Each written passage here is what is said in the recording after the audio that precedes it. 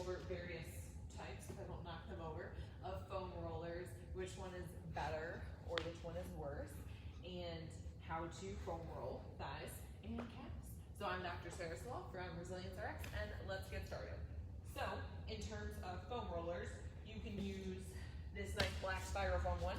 You can go on Amazon. They're super cheap on Amazon. This is probably your best bet in terms of quantity for price. You don't need to spend more money to get a fancier one with knobs or little kind of edges. Those the knobs tend to be more intense. They tend to be more painful. So if you like to be more aggressive with your foam rolling, that would be a better choice. If you don't like to be as aggressive, you can also get like a softer one that you can actually squeeze a little bit. That can be a little bit more comfortable. You can also get something, we call this the stick back in my speed skating days, and you simply roll it on your leg. This, I like this quite a bit because you can modulate the force. However, you really can't roll it on the back of your leg very easily. In that case, a foam roller makes a lot of sense. So if you're going for one tool to do everything, a lacrosse ball or a foam roller are your best bets. So to demo, I'm gonna use this one. So we're gonna talk about foam rolling the legs tonight. So one area that most people tend to forget, but actually is really important, especially for runners or for any fitness athlete who likes to do a lot of jumping, so burpees, jump rope, double unders, etc., is foam rolling your calves.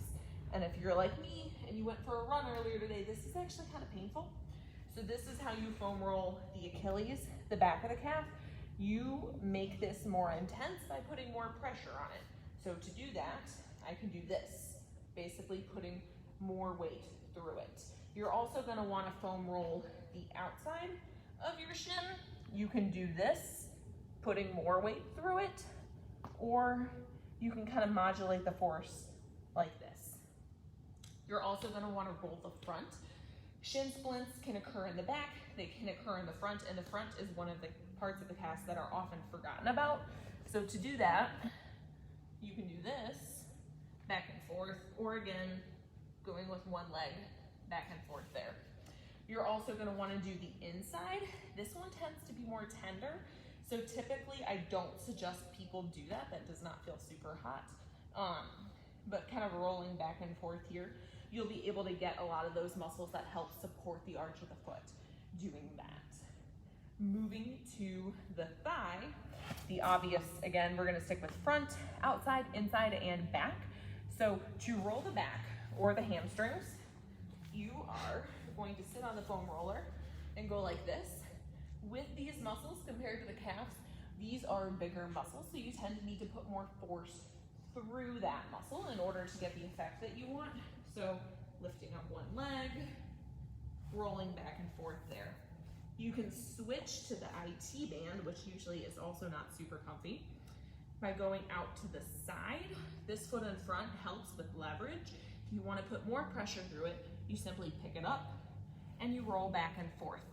For the IT band, there's a bony part on your hip here and a bony aspect of your knee. You're gonna wanna roll that whole length, go all the way up to that bony part because that's where it starts. For the quad, or the front of your thigh, you're gonna go on your stomach, you're gonna roll like this. Again, you make it more intense by focusing on just one leg. In order to do the inside, which the adductors are in the inside, they bring your leg in. They also help you a lot when you're squatting. They're the muscle that's primarily responsible for getting out of the hole of the squat, so the lowest part when you're standing up. They tend to be kind of tender, so you simply go in on the inside for these. Again, picking up the foot and having to coordinate it a little bit to get that inside.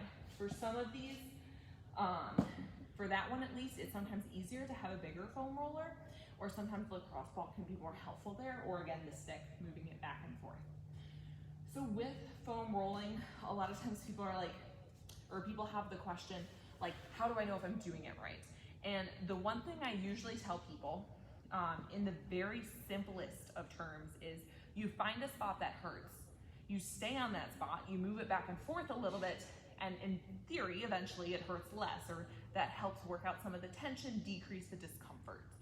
If you're curious as to what the actual science is or what's actually going on inside your muscle, inside your body, when you're foam rolling, go ahead and back to last week and watch the video that talks about that.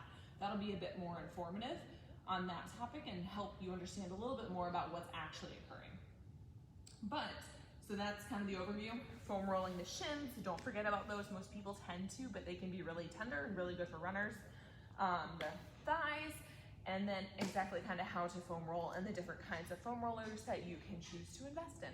If you have any questions, feel free to message me or comment below.